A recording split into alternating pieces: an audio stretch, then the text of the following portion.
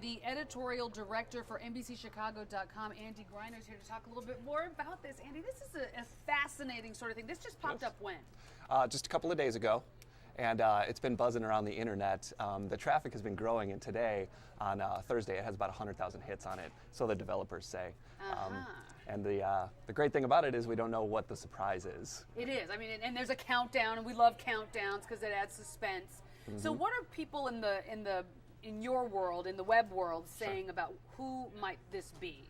Well, when the site went up, people were intrigued by it. So some internet sleuths coming from the site FARC actually dug into the internet protocol history of these guys and linked it back to a couple of gentlemen who have been behind some other internet hoaxes before.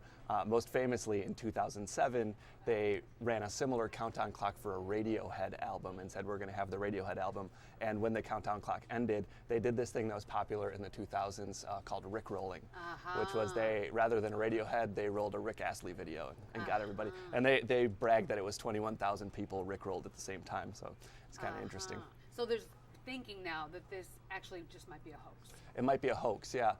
Who they tracked it back to is these two gentlemen. One is Jeff Hopwood and the other is Anthony Merrill. Hopwood's got some Chicago roots, but both of them work for Discovery Communications, which is the creative arm of Discovery Channel Television. So a lot of people think that it could be a hoax related to a viral marketing campaign for Animal Planet because they're going to have an election special. And one of the candidates, they don't say one of your presidential, it could be one of their presidential candidates that they're talking about. Yeah. But this is fascinating, and they actually do have some blurred documents that they're showing, which sort of feeds into this idea that it might be legitimate, at least to maybe novices. The cut line on the site is that one of your presidential candidates is lying to you. Find out which one after the countdown ends. And there are some supplementary documents that are blurry, but they look like tax documents, which makes people think that maybe it's a Mitt Romney connection. Other people are seeding that it might be like a bombshell about Obama and Libya. Again, most people think that it's going to be about Animal Planet.